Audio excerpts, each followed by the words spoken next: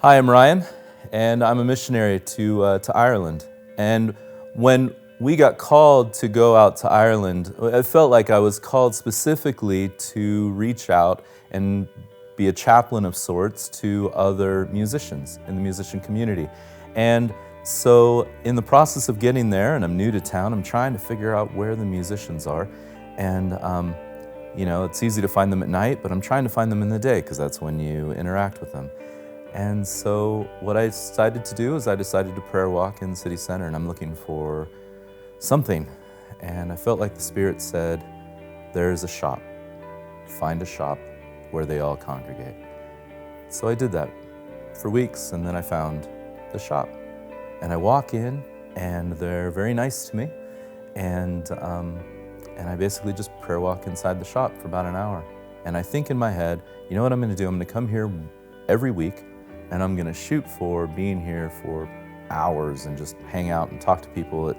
It seemed all really cool in my head. And at first I get there and they think I'm a tourist and they're very nice. And then the next week they realize I'm not a tourist and they think, well, maybe he's a customer, he's gonna buy something. And yeah, I didn't have the money for that, but I was buying, like little trinkets and picks and whatever. And then they're starting to think, what's this guy doing? And then I strike up a conversation with somebody and we're talking and I'm thinking, this is great, this is everything I thought it was gonna be. And then she asks me, so what brought you to Ireland? And I thought, how do I do this? And what came out was, I'm a pastor. Because that's what I have been. And she went, oh. And some of the other guys who were at one time cordial to me were very frowned. And they did not like me being there. And I kind of tucked my tail between my legs and I left. And I just felt, oh, that was an awful experience, but I gotta go back. And so the following weeks, and I would go back and I would just try to be there. And instead of having all these conversations I imagined and dreamed I once would, instead I'm getting made fun of and what they would call slagged for being clergy. And that didn't feel good. But that was the only play God had for me, and so I just kept going back. And this had been going on for a year. And I was about to quit. And then one day, something changed.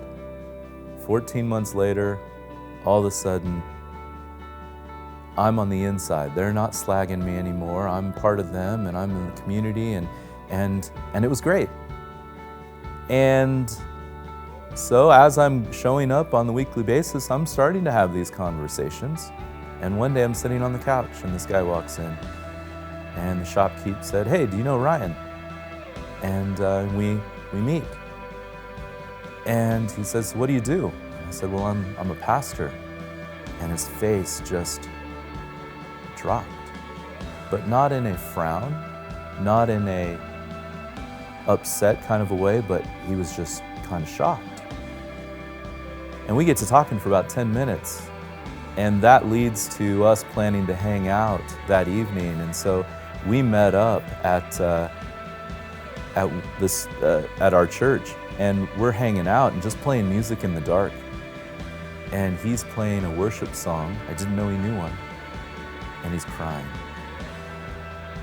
And I said, dude, you okay? And he proceeds to tell me about how when he was in the States, he met this man that really befriended him and took him under his wing. The guy was a pastor. And what I realized is that he's talking to him about Jesus and he's discipling him essentially, being his friend. And he had just learned that his friend in the States died. And about a week or so prior to that, he was on the phone with him and he was saying, I'm just so lonely here in Ireland. There's nobody here that talks to me like you do. And the day he found out that his friend died was the day he was shaking my hand in the shop. And the lesson that I learned from that is we can have strategies and we can have plans and we can set out to do all these things. But God doesn't care about that because God knows it's really not us that's doing the work, it's Himself. And what He wants is that He wants us to be in the positions and in the place and available to Himself to use. And that's all I was doing. I didn't realize it, but that's all I was doing. So me just being me, and sometimes it was not comfortable, but just being me and continuing to be, God used it. And I know that that's not intuitive for us. We're very like, we've got these things to do, and we've got all this on our to-do list, and we need to achieve, and we don't. Let God achieve. And if we are mindful of His presence, and if we are constantly asking God, what do you want me to show me here? What's going on here? I'm in this space. What are you doing? He will align our steps. Proverbs 16 says, man makes plans, but it's really God that follows them through. And so I have a question for you. We know sailors sail, runners run. Long distance callers make long distance calls. But for those of us who live in the Truckee Meadows area, we all know how massively beneficial it is to us to have Lake Tahoe.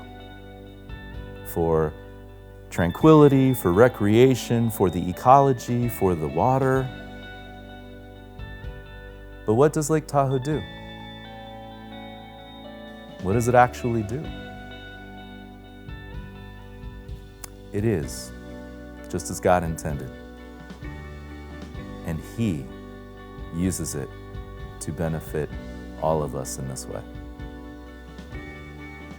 If I could leave you with a biblical thought, Psalm 19, it says that the stars and the heavenly bodies every day proclaim God's glory.